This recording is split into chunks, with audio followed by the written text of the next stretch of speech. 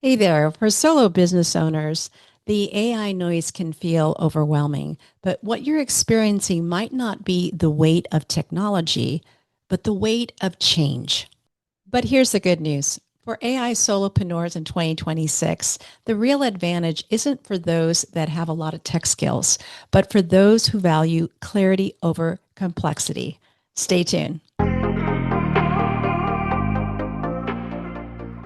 Welcome to the Amplify Your Authority podcast. I'm Marissa Shadrick, your host. Thank you so much for joining me today. And we're going to talk about the AI change and what that means for solo business owners. It could feel overwhelming, but let me tell you this. You have what you need to move forward and adapt because it's not what you think. It's not in more tech skills. It's not in prompting. It's not understanding and testing all these tools. There's something that you already possess inside you that's going to help you adapt to the change we're seeing and leverage AI like a pro. So, we see a lot of these tools moving very, very quickly. We get notifications all the time, a new tool for this, a new tool for that. The updates keep moving very, very fast. And it feels like you're on a runaway treadmill trying to keep up and looking for the stop button. But the data shows that AI adoption is accelerating. However, clarity and strategy is still very, very important. And in 2026, the advantage will not belong to the most technological solopreneur, but it'll belong to those who can think strategically and clearly. So let me reframe this for you. I've navigated through a lot of shifts. So I started as a writer submitting articles. Then I became a certified copywriter through Ray Edwards.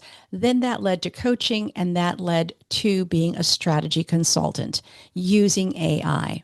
All of this was a process that felt at sometimes intimidating.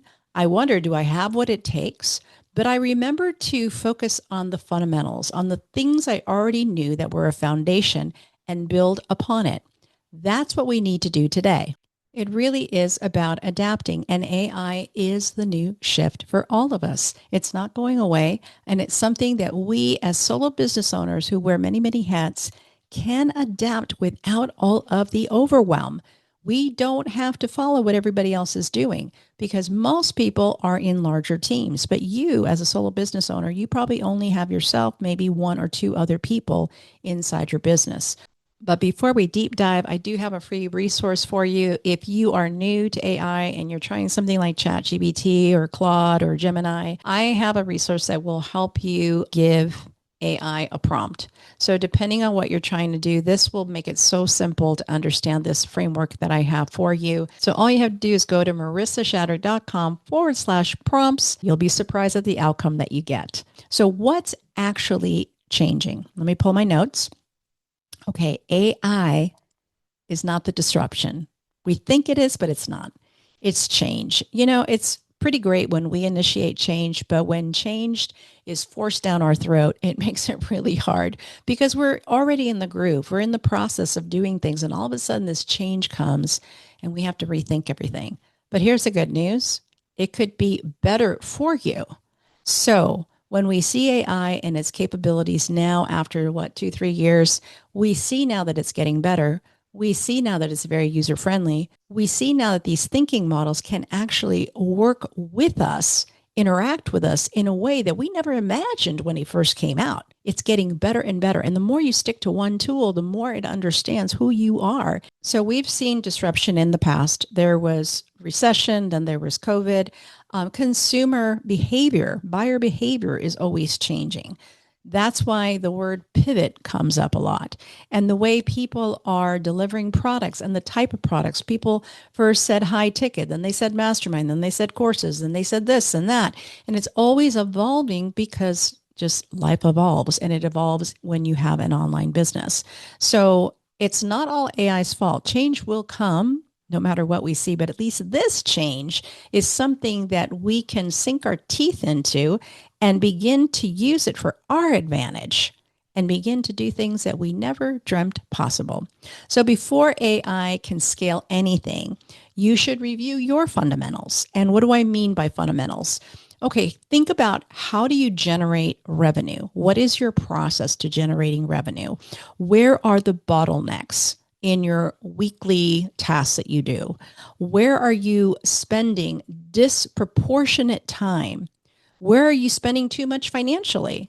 What is the outcome that you're trying to create? All these questions need to be addressed so you could begin to maybe do an internal audit of your workflows.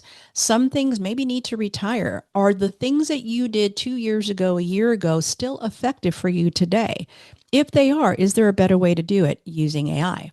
Why is this important? Because technology, AI, for example, will scale what you clearly understand. If you don't create an internal audit for clarity to reset your goals and reevaluate what you're doing, AI is just going to amplify confusion, and that's not what we want. So, what is the real advantage with AI? Now, you might think that it's maybe advanced prompt engineering, or you might think it's developing AI agents or automation tools or some platform that promises to do everything. Believe me, nothing does everything. But research points elsewhere.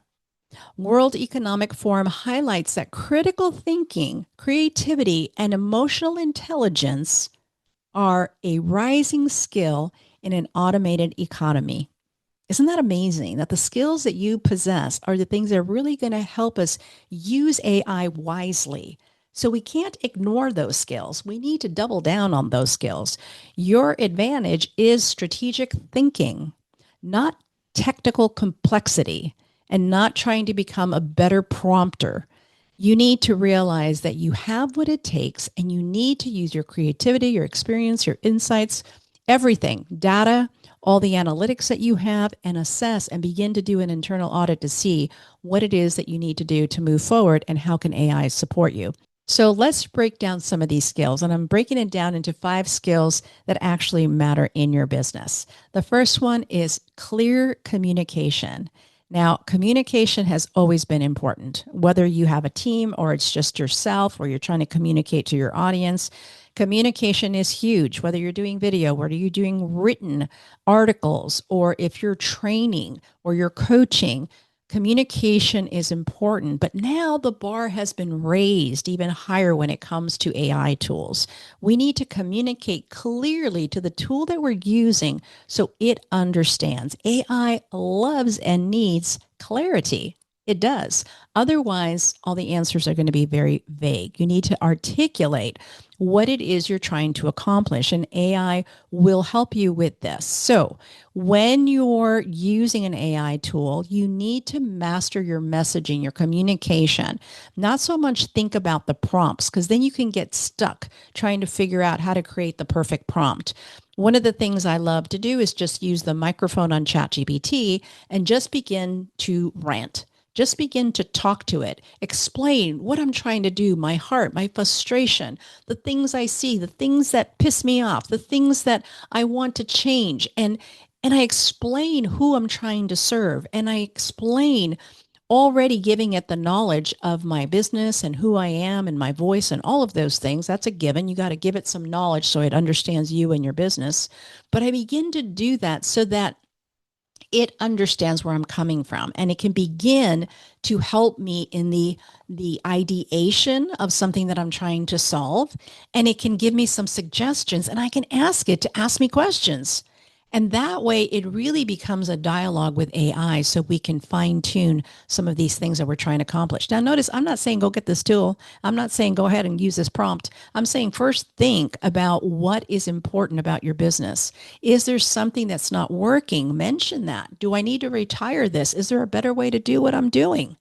And it will begin to give you some insights. And all of a sudden now, because you have experience, because you have skills, because you have insight, you're able to take that information and begin to think about a better way, not just solely taking what AI says to do, but using your brain, using your experience to figure out a better way of doing your work in 2026. So it is more about number 2, critical thinking. Critical thinking is really, really important. AI predicts plausible language. It predicts things based on what you give it. So it's not always that accurate. You always have to give it pushback. So You want to verify anything that it says is truth. So you want to create a dialogue or create something. You want to check it. You want to question it. You want to edit it. You want to give it pushback. You want to say, where did you get that information from? You want to ask it, what qualifies you to tell me this? Is this something that you researched? And with research, you want to make sure it is researching something that is relevant and current for today, something that's not older than maybe 3 to 6 months. And you want to use, like in ChatGPT, you want to use either the deep research or the web research, because just going into ChatGPT isn't enough. You want it to go into web search or deep search.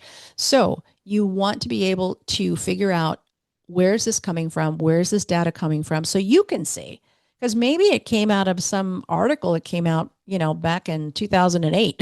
Who knows, right? And you don't want to adjust your business based on old information. So you want to see, is it accurate? Does it align with your goals and what you want to do? If you're writing an article, does it align with your voice? Did you give it your voice, tone, and style? Is it helpful? Will it truly help me with the bottleneck I'm experiencing, or will it help me serve my audience better? You want to use your critical thinking skills to analyze, to evaluate, to question, and to help problem solve, and eventually help you make better decisions about your business. That's why critical thinking skills are really, really important.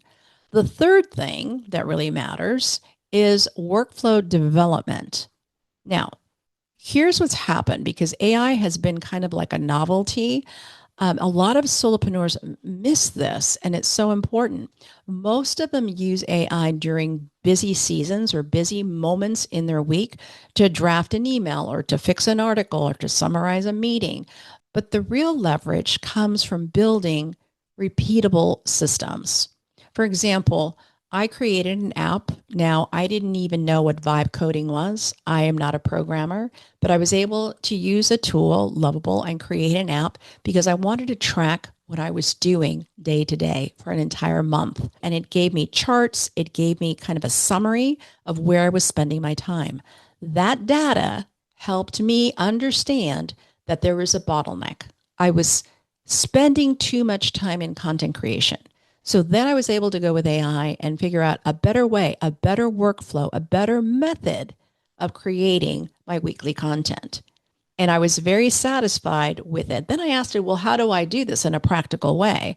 And I was able to create a workflow just using ChatGPT, using Notion, where I have templates for every aspect of my content creation, and then using Claude for polishing up anything that is like an article, because Claude is very good at writing narrative.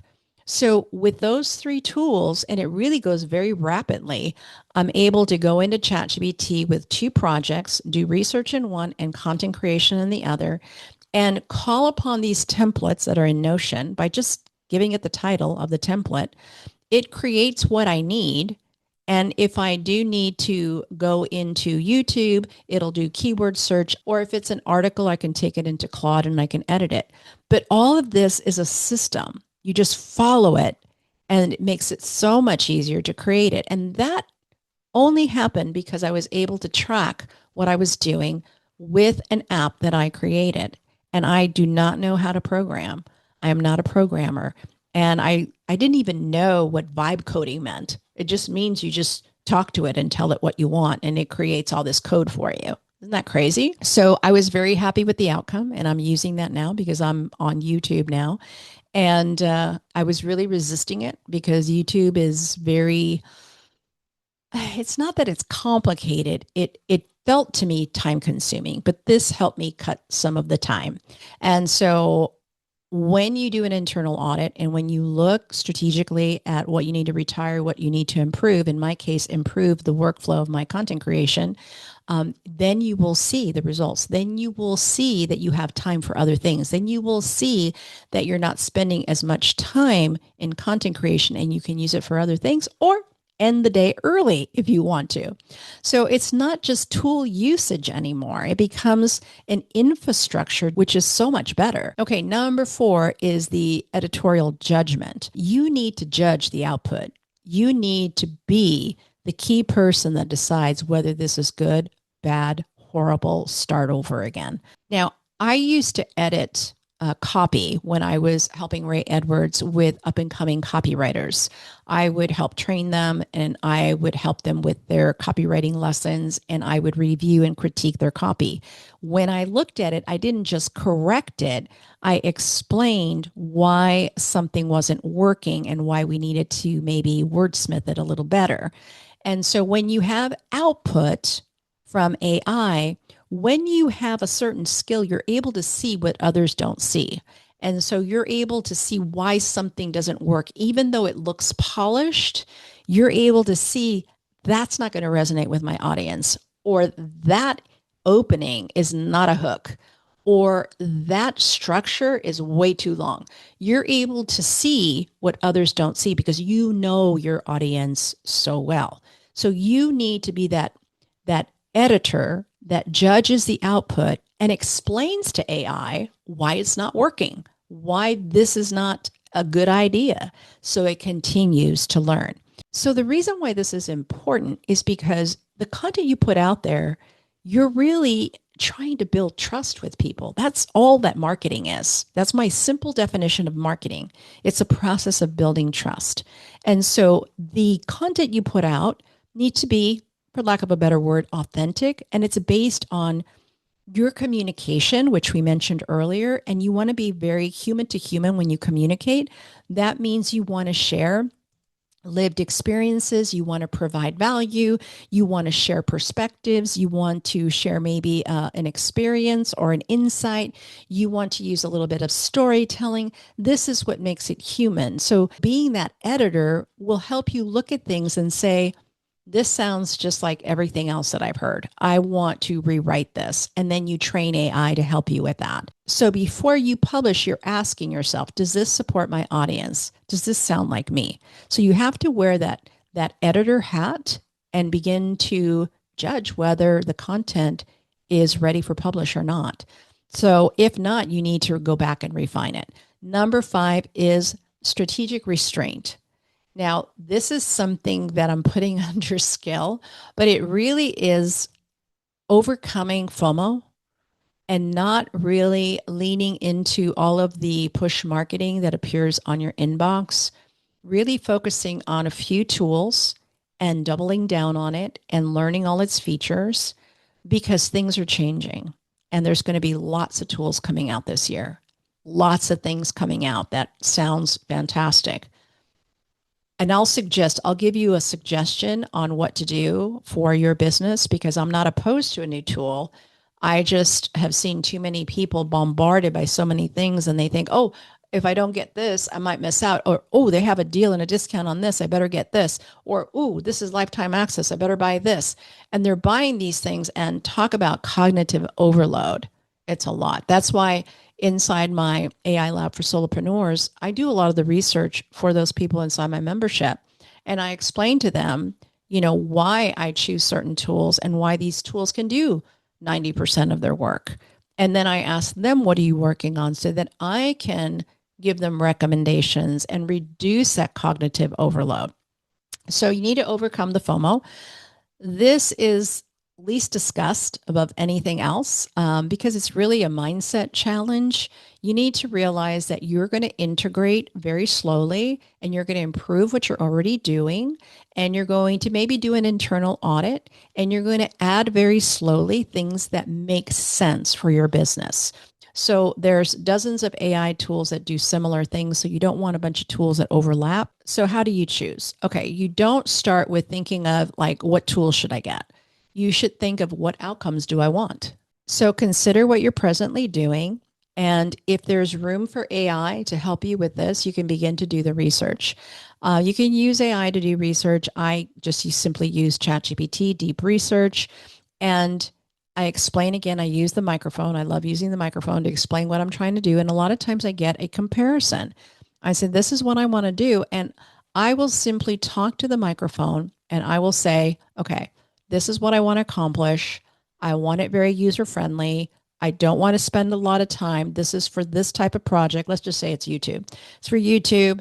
I tell it how often I'm going to be using it. I'm going to create 3 or 4 videos that are this long, and I'll say 15, 20 minutes. I want to be able to accomplish this, this, this, and this. These are the tools I already have. I don't want to double on any tools. What is the best tool that I can use for this outcome that I want? And then it'll give you some suggestions. And you can even go deeper with that and have it create a chart. And I did this recently, and I had it do deep research on something I was looking for, and it had to do with images, creating AI images. And I asked it to create a comparison, and then ChatGPT gave me deep research. It looked like a lot of text. Well, I took that document and I put it into Claude, and I said, please make this really simple, create it into a chart, and give one prompt for every tool that's mentioned here. And it created a beautiful, beautiful chart that was simple to scan and read. So you can mix and match some of these tools depending on what you need to do. But my point is, you're able to get consumer rating, price comparison, use case, anything that you think would help you make a decision on a tool. Notice I'm not responding to all of the push marketing that comes my way. I'm thinking, this is what I'm working on today. This is what I need. What's out there that I can possibly use? And then when you do decide on one, try the free trial if they have one, and then just do a monthly subscription and test it to see if it works for you. Now, if you're worried about, oh gosh, another tool, learning curve, it's never been easier to learn how to use anything. I mean, anything, even at home. I was looking for apps on my different TVs that I have. I have a TV in the bedroom and I have a TV in the living room. And sometimes finding certain apps are so hard.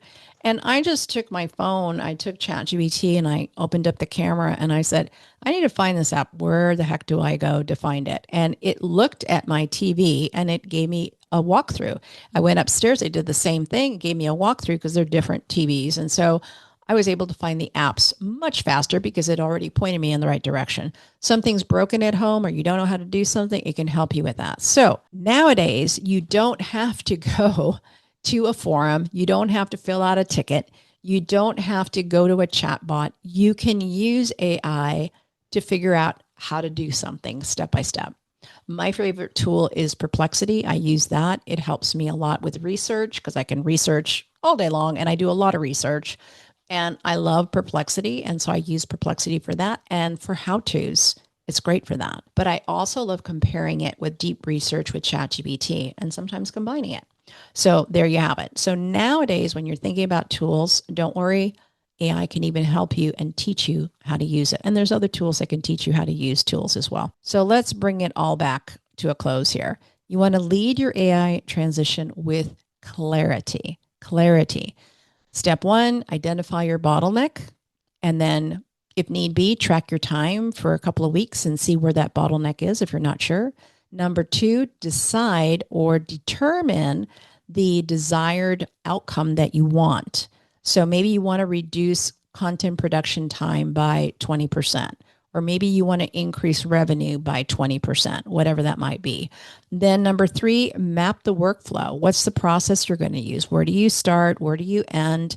Can you create a system? Systems are always mentioned, and I don't think people understand the impact of a system. When you think of McDonald's franchise, the product wasn't the burger. The product was McDonald's franchise in selling it to other people that wanted a turnkey business. And what they sold was their proprietary process, their system into doing everything from making the burgers and the French fries and everything that anyone without skill could do. That's how clear the system was, so that the product wasn't the burger, the product was the franchise. So systems, we've heard of it. We've heard of blueprints, proprietary information, but sometimes we hear it so much, we kind of like are numb to it. The systems are really important in our business. So I just wanted to cover that because number 3, map the workflow or create a system. People might think, yeah, I already got that already. But it's important to rethink that and revisit it to see if it can be better. Number four, research tools based on function, not popularity. So I want you to just think about what you need and research really, really well using AI. And step five, test one tool inside one workflow. AI should support you and not create more overwhelm. And it should support your strategy so that you can begin to do other things that maybe you haven't had time to do within your business. So bringing it all together, the AI Solopreneur of 2026 will prioritize clarity over complexity always. So, in closing, I just want to let you know we are all in transition, AI transition. This is all new. We're seeing lots of things coming out. AI is accelerating, it's everywhere. I had a doctor's appointment today, and the doctor was saying to me, "Oh, hang on a second, I got to turn on my AI tool so I could take notes." It is everywhere, my friends, and it's not going away. So AI is accelerating everywhere. Don't lose your creativity. Continue to practice critical thinking skills. Design your workflow. Give AI pushback. Think through what you've done and do an internal audit of your business. Let AI scale what you do well and let AI help you with what you don't do well. That is sustainable growth. So if you like this podcast, I would love it if you would rate and review it on Apple Podcast. And you can always check it out on YouTube. It's on YouTube. And I would love to hear back from you and let me know what you think. And if there's something you'd like me to discuss in a future episode, please let me know. I'd be happy to do that. Until next time, take care.